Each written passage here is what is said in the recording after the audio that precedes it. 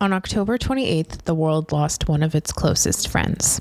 I can't think back to a time in my life I didn't fall asleep to, wake up to, laugh to, cry to, or find comfort in the voice of Chandler Bing. Watching Matthew Perry and his comedic genius is a masterclass. I've studied every move he makes on Friends, his impeccable timing, and I quote him daily. Matthew's bravery in sharing his struggles with sobriety and addiction deeply affected me and inspired me. He wanted people to know they weren't alone, that there is a light at the end of the tunnel.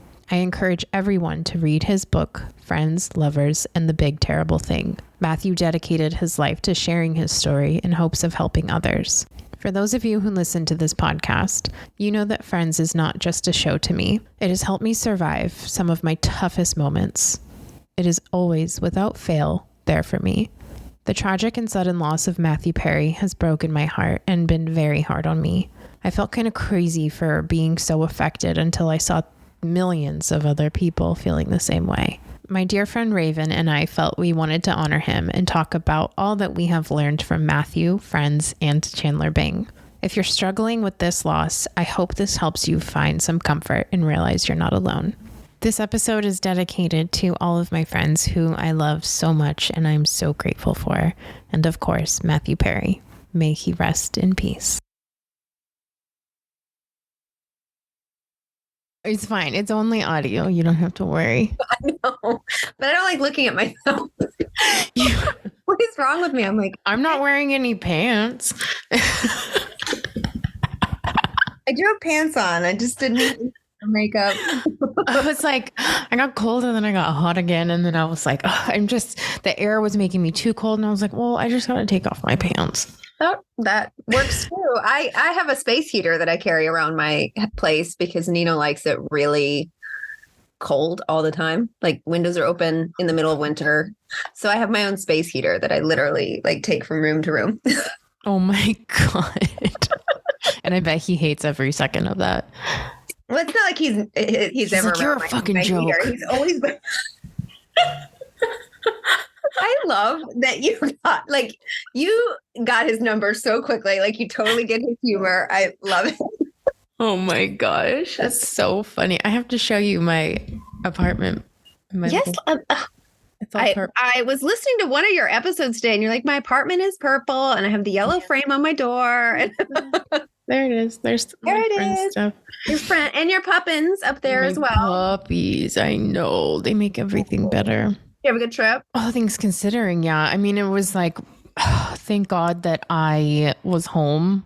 Like I had randomly decided that I was going to go home because I was like, I have too much to do next week, like on my days off. So like, I hate the drive to Vegas so much because it's so long. But like, obviously I know that there's a reward waiting for me because like I get to be with my dogs and like in that last home stretch, I'm like so just like relieved. But being with them this past weekend was like exactly the only thing that probably could have like cheered me up because it was just, you were already on your way when you found out and everything happened. Like, it was meant to be that you were supposed to be there, you know? Yeah. I was literally on the 210 freeway. And then I got like one text and it was just like, no. And it was just a TMZ article. And I was like, what? No. And then I clicked on it and I gasped so loud and I pulled off onto the shoulder and I was on the phone with my friend Jake. And they were like, what's wrong? What's wrong? And I just like burst into tears. And then I was like, I have to call my mom. And I called my mom and she was like, what? Like screamed like, what? And I mean, you truly, the amount of like texts and phone calls I got, you would have thought that it was like my actual brother who like passed away. And I like couldn't answer the phone. And then like a few people, I was like, oh, this person never calls me. Why are they calling me? And they were like, are you okay? And I was like, wow, like this is very, very kind of people to like think of me when this happened. And obviously you are one of the first people that I texted because I was just like, I got to say, you and I feel, okay, so you and I have known each other for what, like 12 years now? Yeah, I actually was thinking about how kind of like timing works that we've gotten a lot for like in the last 6-ish months or whatever. And then it's almost like I think you are the only other person who kind of understands what it was like to receive this news. Like, Yes. Oh my God. the fact that we're actually closer now. Isn't that weird? I Because we could have known each other cry. for years and we have so many mutual friends. Yeah. Yeah, I was thinking about that literally today, actually, just how timing in life works. And when we need someone to be there for us or who will understand what we're going through, that sometimes that happens. Like it just, our friendship kind of like opened up so that we would be able to be here during this time. Gosh, it's interesting. That's literally gonna make me cry.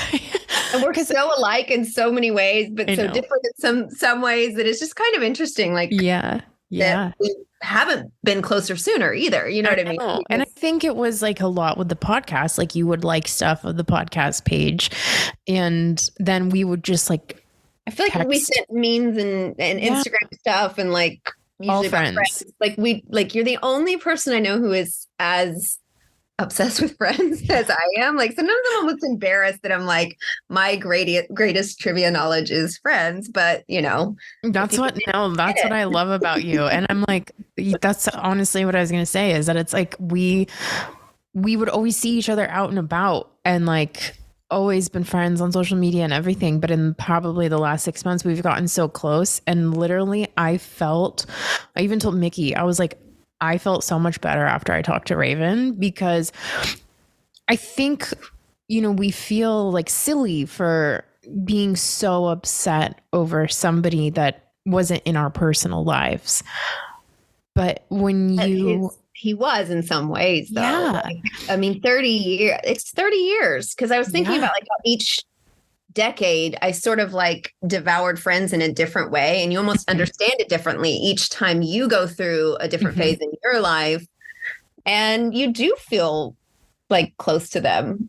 Right. I'm sure other people have other shows too. I mean, for me, it's always just been Friends, but I don't think anyone, like when I got the news, you were the first person I text, first person I called. And if it had been like my boyfriend, he would like Nino would have never understood why I was feeling that way. He would have looked at me a little bit like, just an actor. Why are you so bothered? You know what I mean? So I think it was good that we had each other to. Yeah. And I feel the first few moments of processing it was because it was so surreal. Like, I didn't think it was real at first. I was like, TMZ reported it, then it's probably not true. Like there's no way. And then I had literally like 200 texts and missed calls, and I was just like, this is truly awful. But there's this quote I wanted to read that I've been seeing go around online. And like, I do find comfort. Like there's so many people that are like, why have I burst into tears like a million times a day ever since this? And everybody's like, why am I crying over this person that I didn't know? And like, why is this affecting me so much? And someone, his name is Joel Thoughton. He wrote, I think losses like Matthew Perry feel very personal because you haven't just lost an actor from your favorite show. You've lost someone who made difficult days better, someone who reminded you of a friend you had, someone you wish you had as a friend. And each time you'll now turn on an episode, you'll remember they're not around, but a tiny part of you is still holding on to them. Maybe that's what happens when someone impacts your life. They leave, but what they've left behind stays. That's amazing. Yeah, I saw that and I was just like accurate. Like that really is just accurate. Like, and that was the thing, like, I think in my Instagram thing I put on there, like he definitely impacted us with his humor, and that never goes away. Like that's his legacy. And it's a good one. And even though he fought a lot of demons that he was very public about, like the thing that all of us are remembering are his Chandler moments, his funny moments, And the fact that he took this role and made it special and unique. And it was like, he wasn't like anybody else, but he is somehow like someone we all know in a way, because he just kind of was, that lovable loser, everyman, funny guy. So, yeah. And, also just like I just started his book. I got it when I went to the book signing and I met him and I opened it and I got this like really like, whoa, like, cause he signed it and I was like, that's like, he wrote in this, like, that's a very strange feeling. And the first sentence of the book is, and I should be dead. And I just like burst into tears. And I wrote him a letter and I gave it to him when I got there, because when I had met Jennifer Aniston or Courtney Cox, I was like, like I didn't just say anything I wanted to say. You know what I mean? Because it was like such a flustering moment. And I was just like, oh, I don't know. Like, they're busy and this isn't like a meet and greet. Like, and how do you wrap up and explain everything that they mean to you over 30 years of watching their show, you know? Like, right. And so I wrote a letter and I basically like just said, you know, like, thank you for your art, but also like, thank you for how it's the bravest thing in the world to do, to talk about your struggles this openly, especially in such a, he's internationally known. So it's not just like, you know, people in these 50 states reading this. It's the entire world that is going to know this information that is like so unbelievably painful for him, but also it will help people. And like, that's truly, you know, on the small scale of like why I wanted to do this podcast, is because I just wanted to help people. And like, I think that is just incredibly beautiful that he turned all of his pain into something that could be a survival guide for other people. And like, that is what I am attracted to when I see these like quote unquote celebrities. And it's like, who do you look up to? And it's like, well, I look up to the people who share what they're going through, because we think that because they have everything we've ever dreamed of, you know, they're on a house in the hill and they're on TV and they have all of this and that, we think that their life is like perfect and like, oh, it's made in the shade, but they're just still real people. They're still human, just like we are, with the same, you know, struggles and things. Figuring out that on the outs, like nothing on the outside is going to heal what's on the inside. Yeah. But it's also just like a crazy thing to wrap your head around, that like this person who brings so much joy into your life and turns your bad day around within an instant is like so incredibly broken inside. And you're like, like, I'm reading this book and I just want to be like, no, but here, like I can here, like, this is how I can help you, you know? And it's very, because I never wanted to read the book fully. It's funny. I'm not great at reading, but I listen to audiobooks and I bought it when it came out and I have just not been able to bring myself to listen to it yet. And I don't know why. I mean, I've heard a couple things that people have said, and I'm not sure if it was because I wanted to leave him on a pedestal in certain ways. Mm-hmm.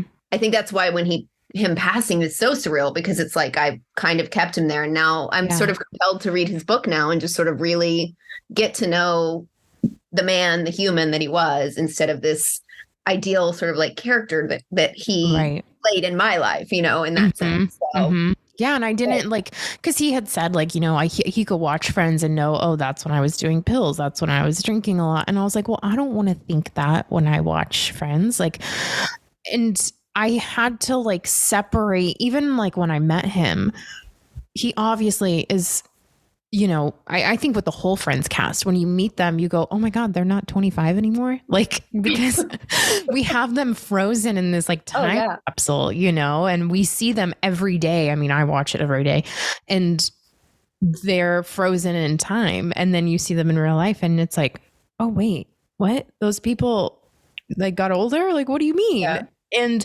it breaks this mirage that you sort of had. So even after I met him, I was like, I don't know if I could watch Friends tonight. Like, I don't want to see like the complete difference in who these two people are. And now, you know, I saw this video yesterday and she was like, I don't know who needs to hear this, but Chandler's still alive. Like, he's still alive. He's still there. Mm-hmm. And so it is very strange how we all have to like separate. It's a whole kind of like, I don't know, like I'd love to study like what it is with us, with these parasocial relationships we have with celebrity. Well, I mean, that's why film in general started during the Great Depression. It was like an escapism. Mm-hmm. And so I think that still is there in that sense that like we can escape into these characters. Like when Rachel embarrasses herself, like we can laugh at her and that lets us laugh at ourselves in certain ways. You know what I mean? Like, it's just, I think film and television in general has always filled that void a little bit.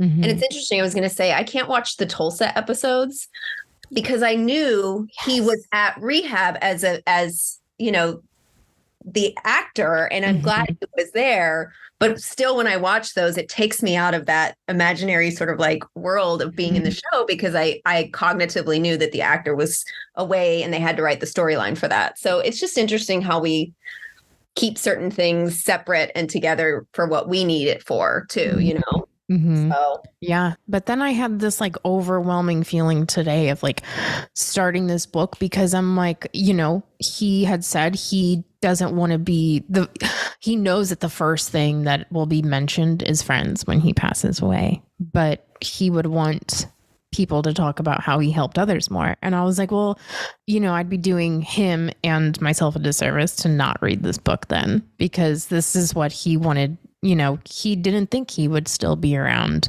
multiple times. And so this is clearly like, this book is clearly something that he wanted to share with the world. So I'm like, as hard as it, I mean, I'm only a piece of his legacy that he wanted to leave, you know, like for us, his legacy is humor and joy, but for him, it's like, he wanted to make sure that he left that piece of himself. So to honor it, you're right. We have to sort of like engage in reading the book and kind of like understanding that other side of him that he wanted us to see. Right. And it's, I just have to say thank you for like I, again, like don't know anybody else who would like get on here and do that. I was like, I need to have somebody, because even if this sound like, again, it might sound silly to some people, but I'm like, you know what? This has been one of the hardest deaths that I have ever, I mean, last night I cried.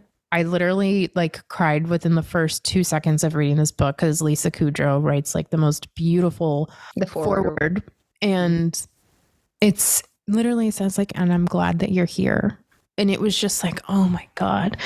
And I think grief is like, I've been dealing a lot with grief in the month of October in general, like with having another friend pass away.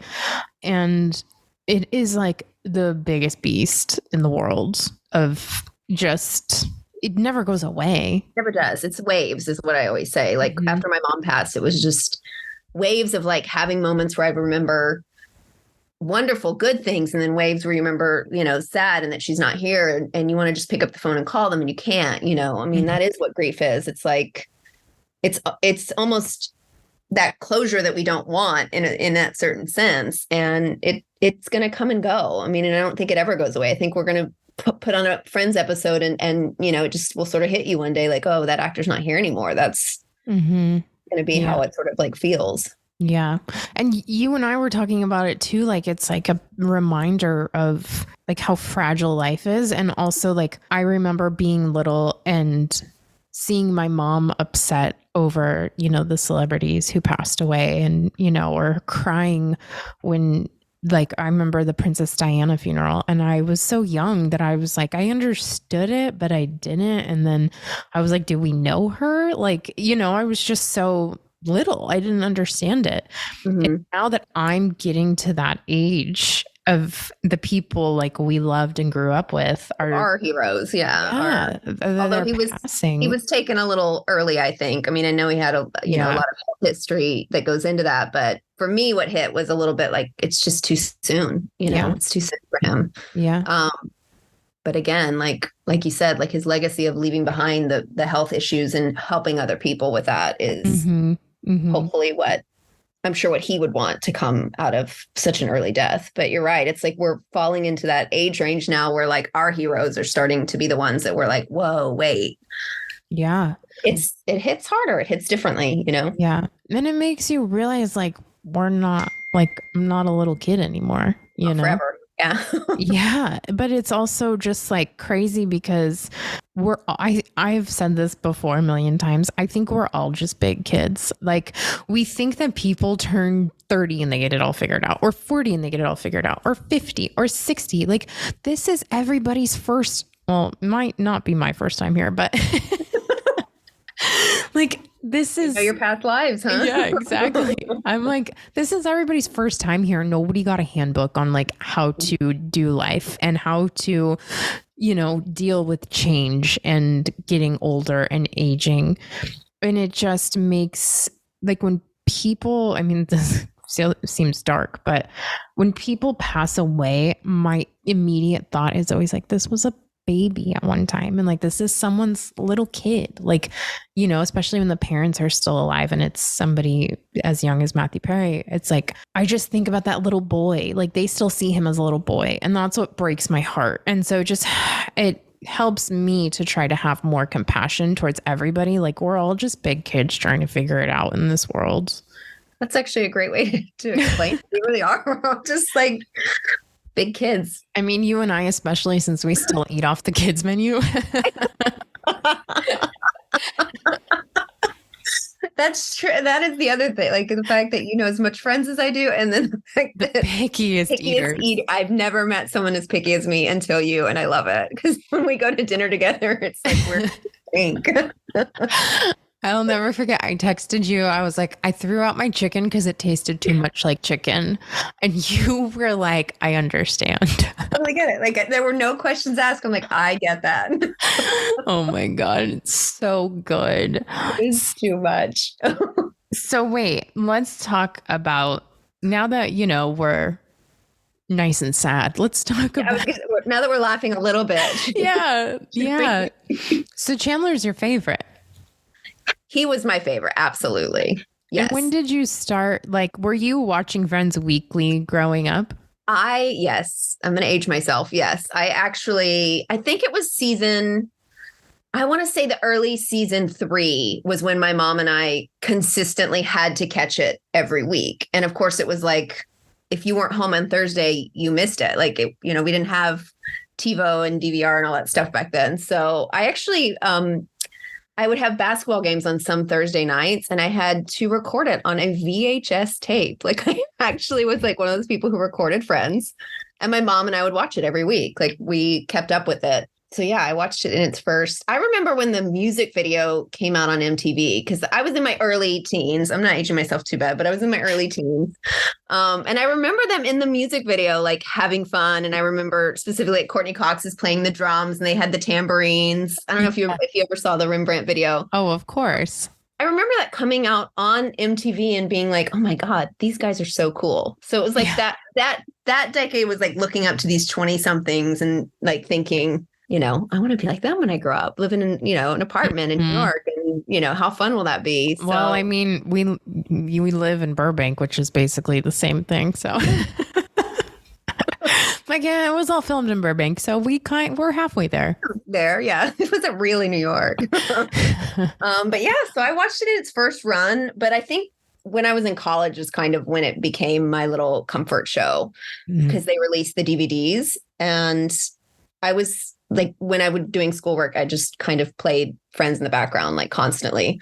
And I would be too lazy to get up and change the DVD. So like, I think there were like 5 or 6 episodes per DVD. And I would literally just grab my remote and hit play again and watch the 6 over again and then hit play again because I didn't want to get up and change the DVD. Mm-hmm. Oh my gosh. That's what kind of like really became my comfort show. Like I was never home alone because I had Friends on in the background. Like, Right. Even today, I came home from work and I was so tired, and I am not a nap person, but Friends was on TV like it always is. And I went like knocked out on the couch. And I just like, I had my hand like right on my chest, on my heart.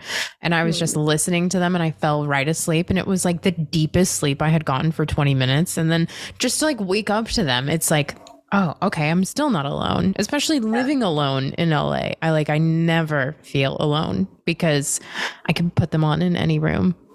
Yeah, I was going to say like the third decade of it was when I lived, the only time I've ever lived on my own in my own apartment. I had my 2 dogs and I would literally roll out of bed and put on Netflix and stream. Back when they had it on Netflix, I would stream it on there. Like that was, God, it was so much better when it was on Netflix because it was so much quicker and you can just go, it's like a game of roulette, like, which one? And I'll just click. Where now, like, Max is such a pain in the ass. Oh my God, it takes forever to load. Yes. And have you tried to watch an episode and if you already watched it, it skips, it starts like it goes to the end? Yeah. I'm so annoyed. I'm like, I have to remember to go an episode before the episode I want to see because if you've already seen it, it kicks you to the end and knocks you to the next episode. It's such a pain. And it's like, then, like, if it freezes in the middle of the night and I have to exit out of it, and and like I'll wake up at 3 a.m. and I can't sleep and I'll go look for it. And I'm like one eye open, like just waiting for it to load, sitting there. I'm like, oh my God, this is so first world problems, but whatever. I know. These are the things off Netflix. And I had just given my mom all the DVD set. And I was like, I didn't have it at one point for whatever that time period was before they put it on Max. Do you remember there was like I remember because I or something. I ended up, my friend, like I was posting, it was during COVID and I was like, how am I supposed to sleep? Like I don't even have friends, like nothing. Oh, wow. It was 2020. They were moving it because they were going to do the reunion special. So they moved it to that. Yeah, you're right. COVID happened. And then it was like, I bought 2 seasons off of iTunes and I didn't have a TV in my parents' room at the time. So I would play it on my phone, like listen to it as I went to bed. Like I just had to, it was like listening to a podcast. Yeah. I know. And then I got the DVD. You don't have to see it because you've seen it so much. Like you can almost hear and you know exactly what's going on and what their faces are doing. And absolutely. I could feel it in my brain. Like I could run the whole episode in my brain for most of them. And it's so funny because I imagine like people hate watching it with you because like even with Titanic was on the other night and my mom, every time she's like, I'm going to turn it off because I'll say the words before they even come. Nikki also. Yes. Your Titanic quoting. I think I've listened to that episode. I listened to the ones obviously that we have mutual friends on and like the two of you quoting random lines. Well, I don't remember what it was, but you were quoting like the peasant people. Reddish brown. It's like guys ridiculous. Yeah.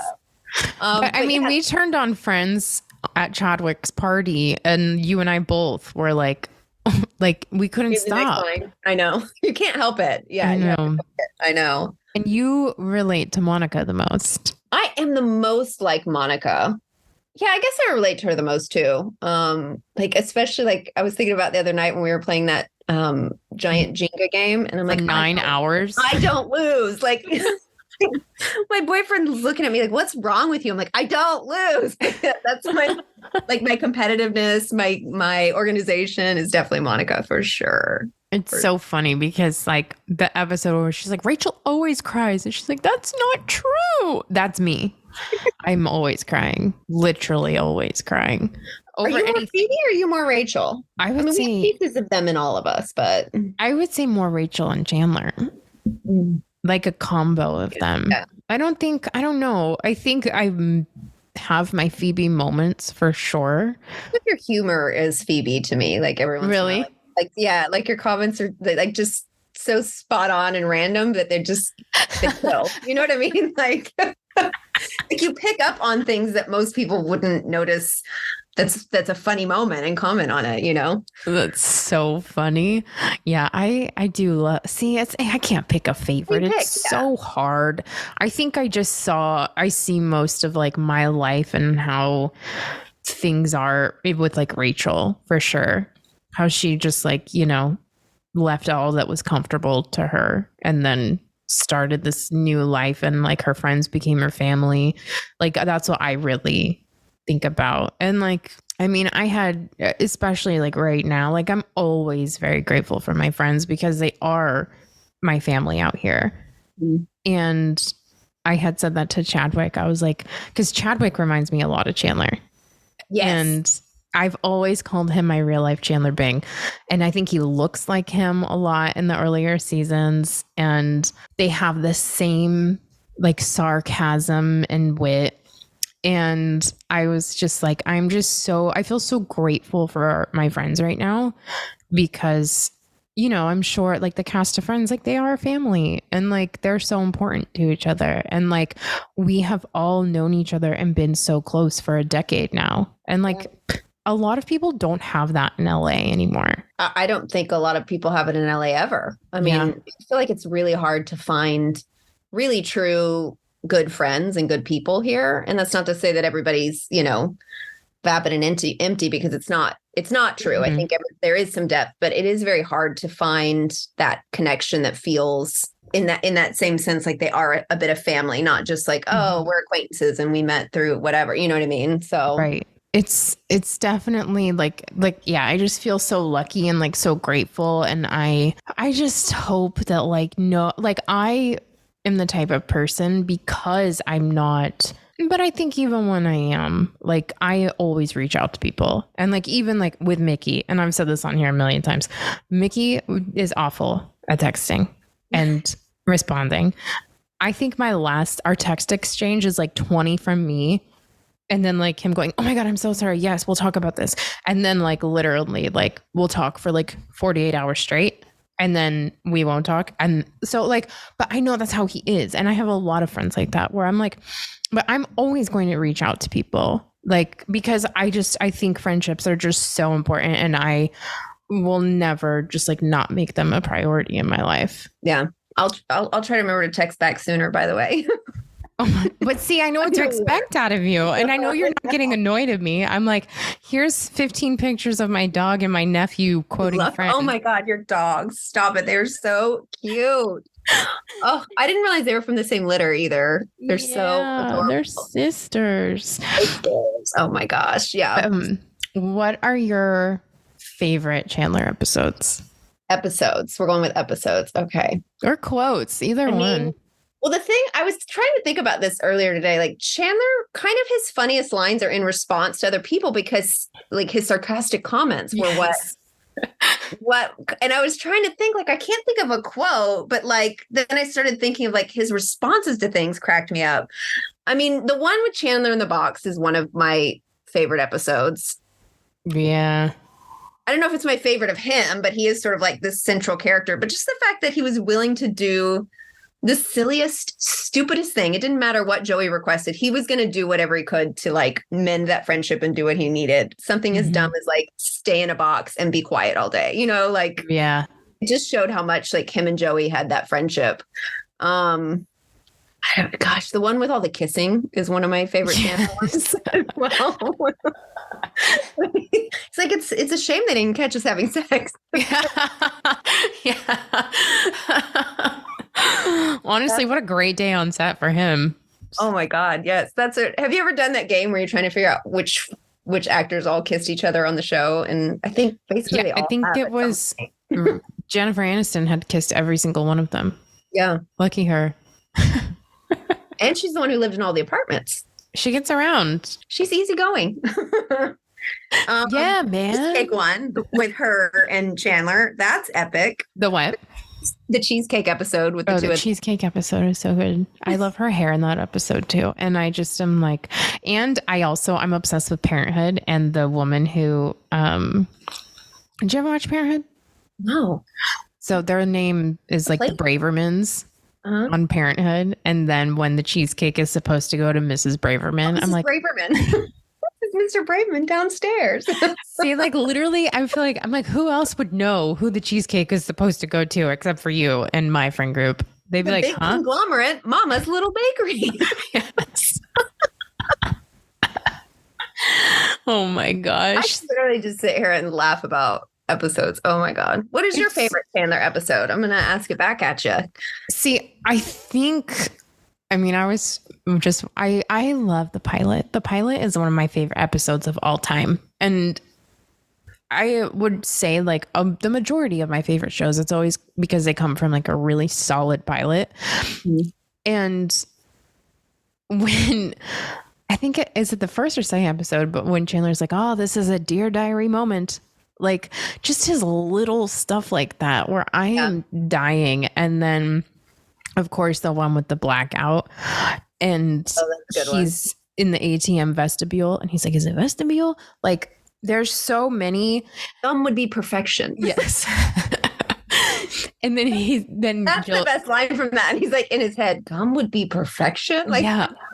And when Jill Goodacre is like, is there anybody you want to call right now? He's like, yeah, 15 other guys I went to high school with. Like, it's so funny. And even how like Joey can understand him mumbling. Yeah. Like Monica doesn't get it, or Rachel. Is he on the phone with Monica or Rachel? I can't remember. Monica. Yeah. And he's like, hand Joey the phone. Yes. Yes. It's just, it's so amazing.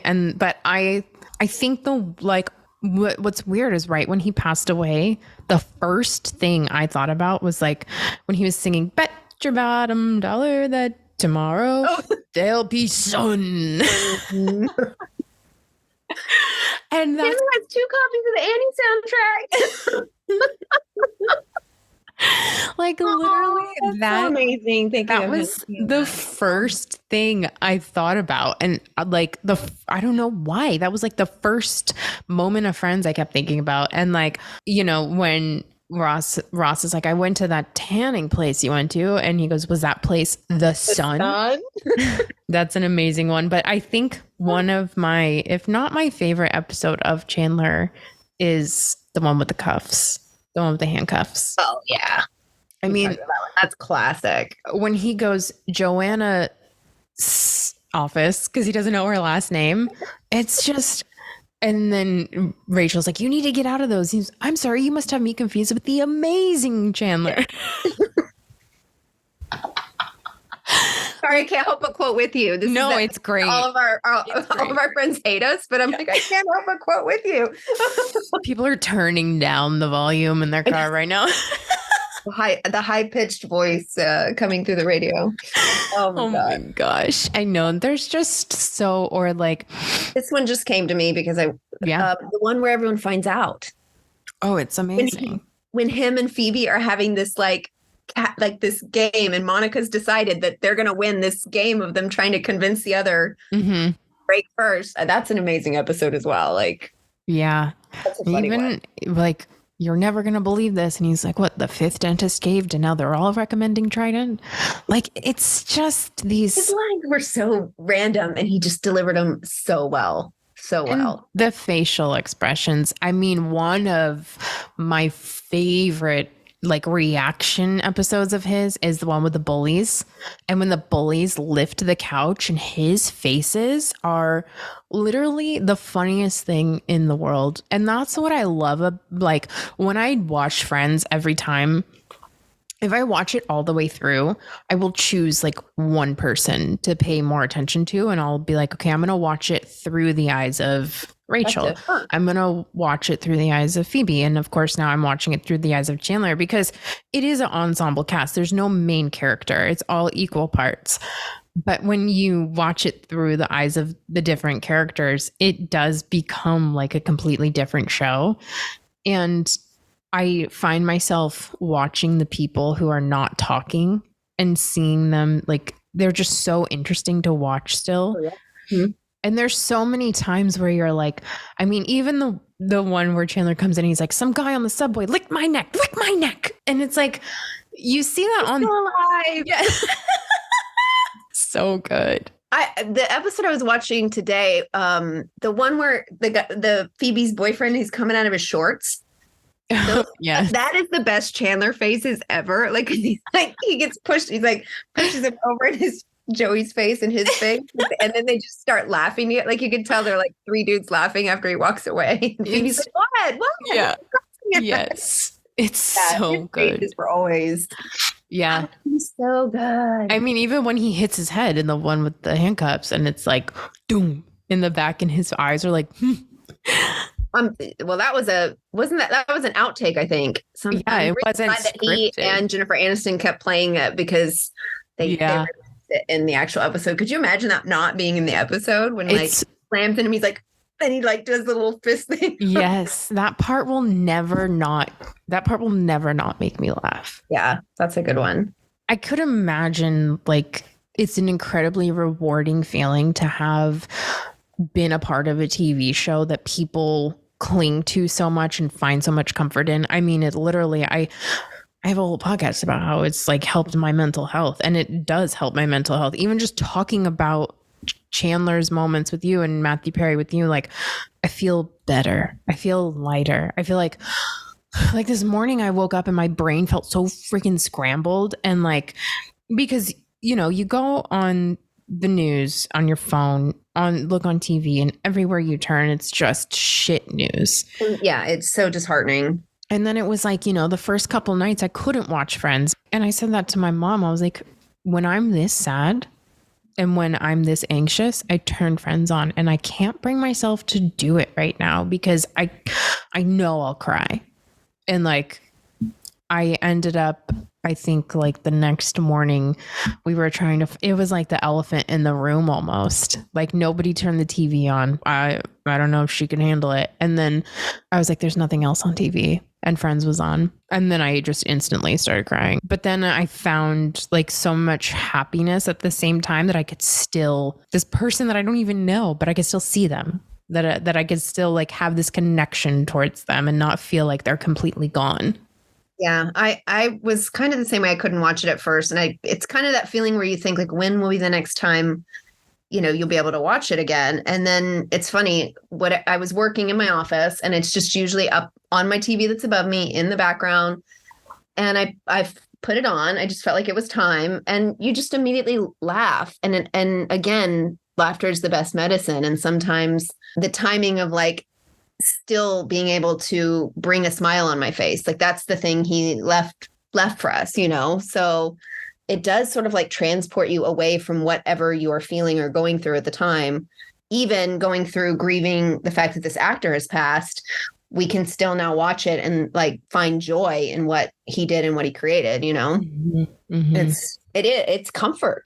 I call it comfort food in the sense that like it is sort of like that thing that will always be there. That's kind of the nice thing about it. Like that will never go away. Right. It's so hard. Like I'm trying not to cry. It's very sad that, he fought these demons his whole life, and seemingly right when he got his life on the right track towards something is when, life was more unfair. And I think a lot of people are feeling this. And like I said, I felt so like silly, like, Brittany, you know this person, calm down. But the more I see online of people all feeling the same way, and I think too, it's exactly what I talk about on here all the time. We always think we're feeling something alone until one other person says it. And you're like, oh my God, you are? Oh my God, me too. And there are so many people online that are just like so confused about why they're taking this so hard. But it symbolizes so many things for all of us. And I think a lot of people go to Friends as the show that they're comforted by the most, or that they turn on when life is hard. And so to imagine a world where this person doesn't exist anymore, it feels like absolutely not. I cannot do that. Like in my head, the 6 of them are still sitting at that coffee shop, catching up with each other. Yeah. But I like the fact that is how we keep it in our head. We kind of keep it on that pedestal in a sense. And I'm sure the actors would say like, it's kind of amazing that they were able to portray these characters that actually changed people's lives in a way. Like, it actually got me through college and a lot of the tough times that I've been through, and feeling, like you said, like, I think it's the human condition in general that we always feel like we're the only person who's ever going through this thing, and we're really not. And universally, like when something like this happens, it just reminds us that we're all human and that we're all on this earth for one purpose, which is to make connections and, hopefully touch some lives along the way. And I think that entire cast did. And I think it's just like you said, how he wanted his legacy to be the book and that he helped people. And it breaks my heart that he had to go through that. And like you said, like just in the last few years, he finally found his sobriety and found, it's like he deserved to have more of that time, like after all the work, like, so I do think it was too soon, and that's now my voice is cracking. I'm starting to tear up. When I think about that, that's what bothers me is like, he deserved to have a little bit more of enjoying all the work he did on himself, Right. Right. And he never gave up on himself. Oh. And I think that's what a lot of people should I hope they take away from that is like, reading just parts of this book and hearing the interviews that he did. It's like there's so many times he could have just been like, I'm not going to fight this. I'm done. But he just never stopped fighting for himself. Even when it got really bad, he just knew he had to keep going. And so, like you said, I think there's a lot of me that just feels like it's unfair. It's just very unfair. And he even, talks about how it was unfair that he got this disease of addiction, and he should have been just as happy as, the other 5. And like, how come they don't have to battle this? And like, I get all the same things they are, but I have to also battle this disease. So it's It's too soon. And I do wish that he got to enjoy this, chapter of his life more before, unfortunately, this happened. And Breaks my heart too. yeah. But I think that if there's anything we could take away from loss, it's that it's always unexpected. Like, you can't prepare for it no matter how much you think you can. And it's always going to be sad. But I think it's sad that it takes these losses in tragic ways for people to go, I really should reach out more, or I should be more kind. Like, everybody in the world is fighting an invisible battle that we don't know about whatsoever. And so it's like, you just have to be kind to people. Like, be the bigger person, and like, don't walk around and recycle all the hate you have in your heart. Like, if you wish somebody would have gave you kindness on one of your worst days, then like, just assume that somebody else is having their worst day, and like, be the reason why their day gets better. Yeah. Those are some words of wisdom there, man. Because it's true. You never know what struggle anybody's going through. And at almost every point in everyone's life, they are going through something. Like, we all, I mean, it's just the human condition. And that's why I like reading the stories and the articles about how the Friends cast sort of really rallied behind him and helped him. And they were there for him, especially like Jennifer Aniston, he says, really helped him through all that struggle. And even the actors are a reminder that we need friends who look out for us, and care for us, and sometimes call us on things, and and protect us. And like, they all really rallied around him when he came out and said, yes, I have this disease and addiction. And it was like, they did everything they could to not to protect him from the outside world and the press and everything else. And it's just so important. Like, friends are so incredibly important to have, and like, to have that trust with anybody, and to know that like, I can tell this person that, and they're not going to go, oh my God, did Brittany tell you? You know what I mean? Like, you get to that age where truly, and that's what Friends, the TV show, is. It's the period of your life where your friends are your family. And like, I am still in that period of my life because I am out in LA with, my friends. That's it. My family doesn't live out here. I'm not in, a serious relationship. I don't want children. So it's like, my friends are my family. And I just think that that's probably why I gravitate to the show so much, because it makes me feel like it's okay to be that way. I also think that's why this show specifically took off so much, because before that it was all like family oriented sort of TV shows. And this was the first show to say like, there's the family you're born with, and then there's the family you choose, which are your friends that you choose to surround yourself with. And I think that's why this show, I feel like, is very universally like something that almost anyone can put on and understand and appreciate and like and enjoy, even if you're just watching one episode, because it was the first one to say like, your family's who you choose it to be, and choose wisely, and, make sure you surround yourself with people who love and support you. And that's the takeaway from it being a revolutionary show that sort of did that first, like broke away from that traditional family sort of like television show of the 80s. Right. Decided that, Is there a Friends episode that always makes you cry? Cry. I'm not much of a crier. That's where you and I are a little bit different. I get that a little bit different. And I'm from the generation where you push it down, No. I know. It's like that you're not supposed to. You should let the tears out. It makes me cry.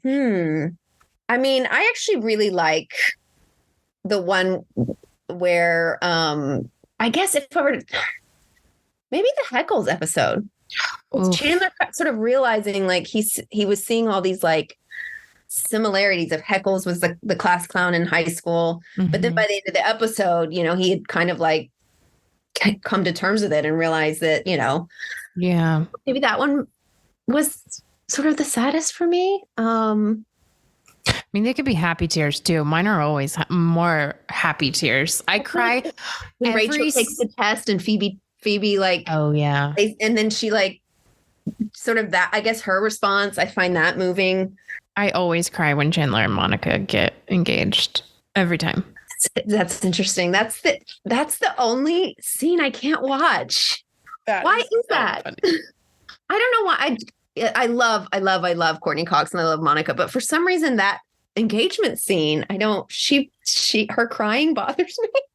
That is me. So. You're like, it makes me cry, and I'm like, her crying bothers me. That is so funny. I'm like, are you not like a hopeless romantic? Are you not like a romantic person? Not really. That's maybe why. I like a good romantic comedy. Like I hate formula in general, but when it comes to romantic comedies, I like a little formulaic kind of thing. Yeah, I don't know. Or when she finds out. But I love their relationship and them together. Like, yeah. One of my favorite ones is after like she opens all the gifts. He's like, you open all the gifts without me. And she's like, you kissed another woman. And he's like, call it even. And they like get a high five. Like I love their relationship. I don't know. I guess I am a hopeless romantic, but in the sense that I feel like the day in and day out is really what defines the romance more so than the big gestures, the big statements or the big gestures. Yeah. And like the fact that he tried to learn how to dance for her, but then his shoes are sliding. I mean, their relationship in general, I just thought was really sweet. And Chandler was sort of, in my mind, he's like, he had trouble dating in the beginning, but he's the guy you want to kind of like marry and end up with. Like you want the guy who's going to make you laugh. You want the guy who you're going to, have these special, silly moments with. Yeah. So it's interesting that like he was this lovable loser in the beginning, but really he's the one that ended up with that relationship with Monica that was really solid. And Oh, I just thought of one of my favorite quotes ever when he is like, so yes, you're high maintenance, but I love maintaining you. Yeah. It's so sweet. It's a good one. And she's like, I didn't even tell him to say that. The one with the massage too, where he's like, you give the best bad massage. Yes. And he like for the winner of the best bad massage award. Like, yes, they are. So, I love the beginning of their relationship. It is so sweet. When they're sneaking around, that's my favorite season. Like that season, it's good. It's good in general. And I think for all the characters, like they all have really kind of like, that's when they really settled into their characters in that season. But I love when they're sneaking around behind, like there's just some good, like when Monica has to go down into the tub and he's like, I had a really long, hard day, yes. He walks in and he's in the bubble bath with a glass of wine by himself. And she's like, I can go for some chicken. I need some chicken. and then she pinches him under and he's like, oh Diet Coke. Stop it. It's so good. I know. It's truly, I don't understand when people say they don't like Friends, but we don't even need to talk about that. I'm like, it is just brilliant. The writing is brilliant. That performances are brilliant. It really was like magic in a bottle. Like it really was like just kind of all the right elements. I think they mostly chose unknown actors. They chose correct actors for the role. And I always say to people, I feel like nowadays, if Friends had, like, I don't know if they would have let it get past the first season now. Like they cancel stuff so quickly and so easily, and they don't get a chance. And I agree with you. Like the season 1 and the pilot, like that's so solid and it's one of my favorite. But I didn't watch it in its an original airing, partly because of my age and partly because I sort of like got on board in the second season. But like I don't know if nowadays they would have let it become the magic that it was, because you do have to give it just a little time to get its legs and build, get its wings and learn how to fly a little bit, Right. I feel like it is magic. I feel like anyone can put it on and enjoy it and watch it. I don't know anyone who really like hates it. I know. It may not be as obsessed as we are, but I don't know anyone who like, you can just put it on in the background and you're going to laugh. There's going to be a line that's going to make you laugh. Something's going to happen. I think too, like putting it on, I wasn't in my 20s back, like in the 90s. And I longed to be like, I wish I was in my 20s in the 90s. I just feel like it would have been so much more fun. Yeah. Like, I just feel like that's when I should have been in my 20s. And like, I wish I was in LA in my 20s in the 90s. Like I have this whole, I romanticize it so much. And it's like this mythical time. Yeah. It's like this mythical time to me where I'm just like so infatuated with it.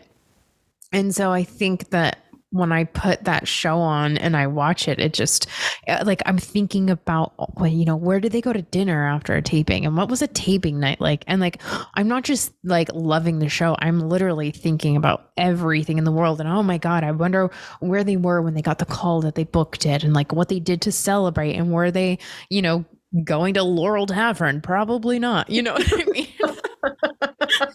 I doubt that one was around in the 90s. They're going to the Formosa Cafe or like the 101 Cafe. Like, who knows? But it's just like, it just seems like such an incredible time and when things didn't seem so bad in the world. And, you have to look for the light, and Matthew says that in this book. Like, there is light. You just have to look really hard for it sometimes.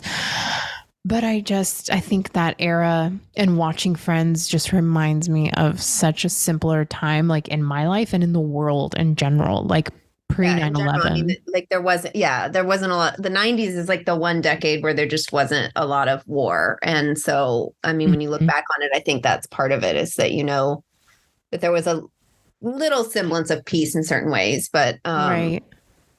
Yeah. I mean, I think everything has changed for the good. I think we've had a lot of eye-opening sort of things that have happened in the last few years. Right. It does sort of transport you back. And it could be also that we were younger then. I mean, for me, that was like my early teenage years. You were, I have a decade on you, I think. But the 90s in general, that's when we all just a little baby. I know. Well, we're all just little babies. We're all just little babies. Way through life. Yeah.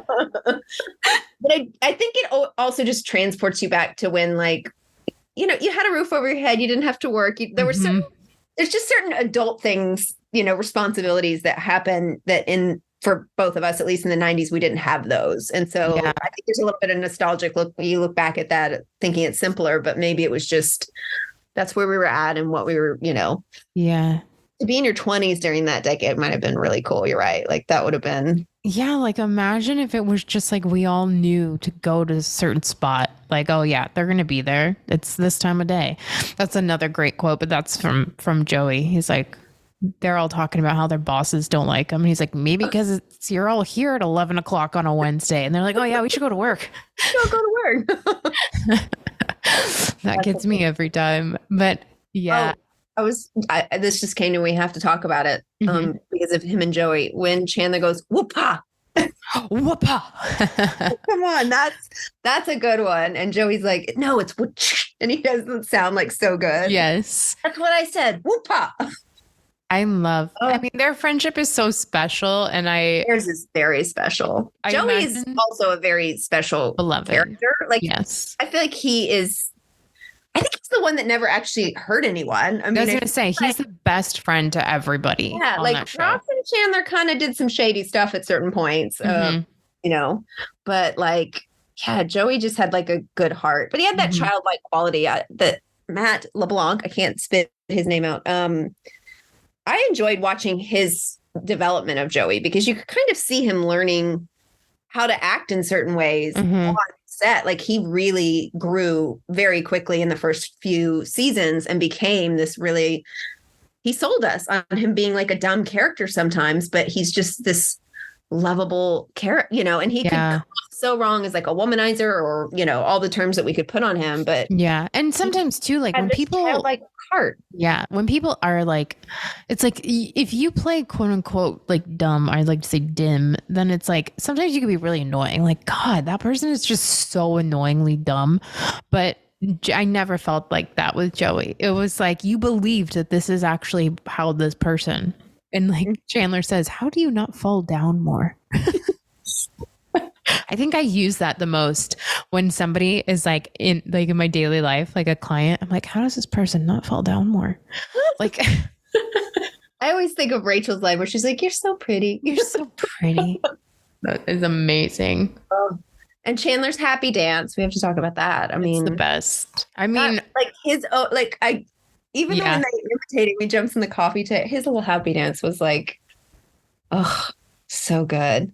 There's so many things about that character that, you know, and they had said in the reunion, like, Chandler is written the funniest, but they thought it was going to be like the easiest one to cast.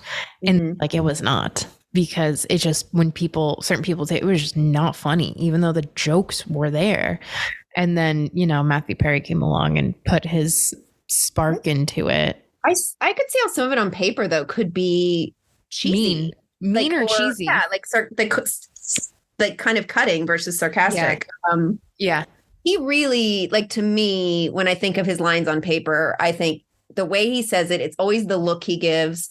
I mean, like, even the one where he's like, when Monica is like pressuring him about, why wouldn't I be married by whatever? And he's like, oh, dear God, this knapsack's not, you know, this isn't a parachute, it's a knapsack. Yeah. In a way that he like went over the top and did it. And that was him. That was the actor making brilliance. Rock, hard place, me. That's honestly one of the best. I just, you know, I hope that everybody can still find comfort in this show. And I am very grateful that, you know, and I'm sure a lot of people are very grateful that there is a time capsule we can all refer back to and like have for forever. He will always be Chandler Bing to us in this period of time.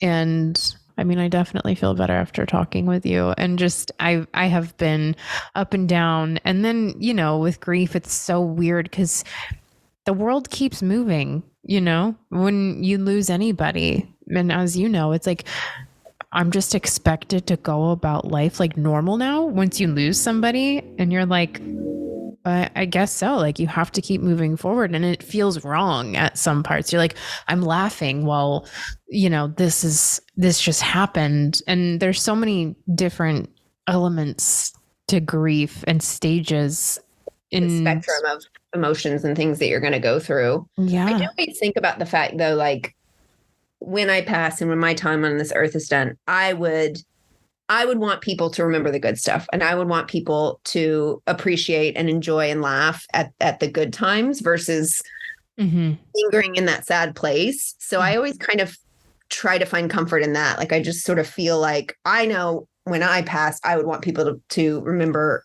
the good stuff. And I think almost all of us as humans would feel that way. And I hope that, you know, he would feel that way as well. Like, I think he'd want us to continue laughing and loving Chandler Bing, you know? I mean, absolutely. My funeral is going to be like Ross's funeral.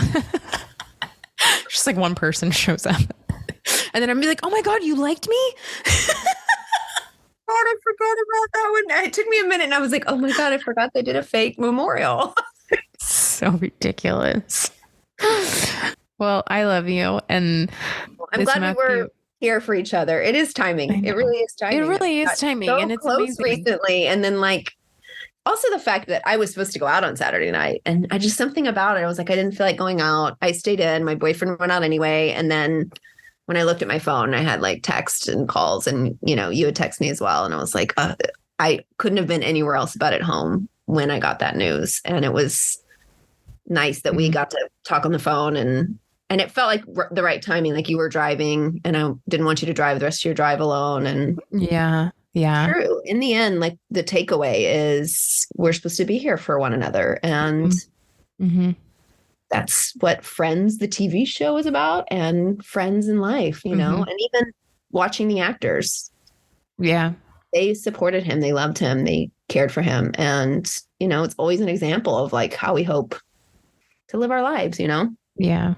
I love you. Thanks for doing this. I know. Ugh. It's weird, though, because trying to think of his one-liners, his were always responses to people, and he was brilliant. I know there's so many, and I'm sure the second we hang up, I'll start crying and I'll think of 20 more. Well, I have been going through the entire series yet again in the last 2 days because I felt ready to kind of do it. And it's nice to see those moments that you kind of, you know, forget about. And that is the amazing thing about it. It lives forever. His work lives forever, even if he doesn't. And he has this quote, there's nothing better than a world where everybody's just trying to make each other laugh. And I love that because I just, as much as I cry, I just always want to be laughing. Luckily, all my friends are funny. It really is the best medicine. Truly, truly. Well, I love you so much. I'll see you Friday at Laurel Tavern. All right. Sounds good. Just love like you in too. the 90s, you know? We're going to Laurel Tavern? Thank you All for right. doing this. Love you too. All right. Okay. Bye. Bye.